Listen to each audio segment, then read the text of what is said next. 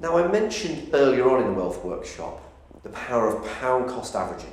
I don't know if you remember what I was talking about with pound cost averaging, but I gave you the example and the game to play of which would you pick, investment A or investment B.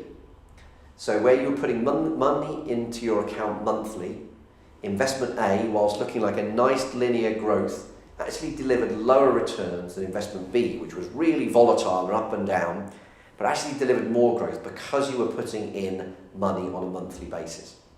That was called pound cost averaging, in case you've forgotten. The opposite is actually the case in retirement, and this gets known as pound cost ravaging. So when you're drawing money out of your investments, the opposite is the case. So actually, that's why I said earlier on we potentially need to reduce the amount of risk that you take when you're in retirement. Because if you have too volatile an investment, each time you draw an income out, when you draw it out and the market is down, it damages the portfolio too much. And even though the market then recovers, there's less in your account to recover. And it can mean you end up running out of money much more quickly. So you've got to be really careful of pound cost ravaging, because otherwise you risk running out of money in retirement just because you ended up taking a bit too much risk. Equally, you don't want to downscale on the risk too soon, so that's a difficult balance, and a balance that's worth, again, seeking advice on and understanding what's the right level of risk for your situation. The final piece of the dream income strategy comes back to that money management system. If you remember earlier on, we looked at the pre-retirement money management system, where you've got your play account, your savings for specifics, your long-term account, which was your pension, and your medium-term account, which might be your ISA.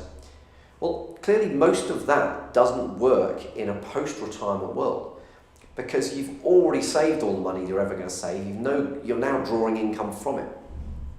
But I do think there is a huge benefit to having a money management system post-retirement, and a series of accounts that you divert your income into to give you better accountability and to run your money in a more efficient way. So let's have a look at what the mature money management system looks like. Because ultimately, if you've got the right money management system in place, it will give you the peace of mind for the future. One of the things that I learned when I was at Unleash the Power Within, and one of the things that Tony Robbins talks about, is the 6 human needs. And I talk about it in the Dream Retirement in more depth than I can obviously go into it here. But if you want to be truly happy, there are 6 human needs that you need to master. The first one of those is certainty. So let's relate this to your money. If you want to be happy with regards to certainty with your money, then you need to be certain you've got enough money for the future. You need to be certain you're not going to run out. There's not going to be problems in the future. The second human need is variety, or uncertainty, to think about it like that. So variety. If you go into retirement and all you do is play golf, you're going to get bored and you're going to have a really unfulfilled life. So you need to create a varied life in retirement to be truly happy. The third human need is significance. Now, significance is a real problem when it comes to retirement, because quite often people gain their significance as a result of the job they do. Particularly when they're a captain, or run their own business, or they're in the forces. Those people get significance from the role that they do, and when they stop working, they lose that significance. So there needs to be a lot of thought in the lead up to your retirement around how you're going to gain that significance in the future. Fourth human need is then love, or connection. Your connection to the people around you, the people that you care most about. And again, that can be put under huge strain with regards to retirement, because what you'll find is that you suddenly spend an awful lot more time with certain people. But it can also be an amazing time to really maximise those connections and spend more time with grandchildren and all that sort of stuff. So, but connection and love can be put under quite a lot of strain around retirement. So those 4 are the 4 core human needs, and if only once you've mastered them can you start to think about the final 2. And this is where I come on to the first account in the mature money management system, and that is the advancement account. Because the advancement account is all about growth. your fifth human need. As long as you've got those first four covered, then to be truly happy, you need to know that you're continuing to grow. This is a huge mistake that people make with regards to their retirement, because they stop growing, they stop learning. And as a result, they then become a shadow of their former self. So for me, one of the key components of the mature money management system should be the advancement account.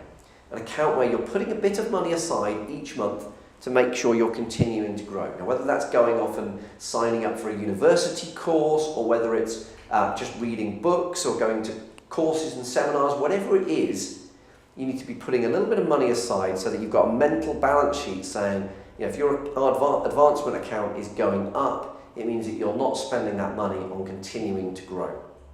So that's the first account in the system.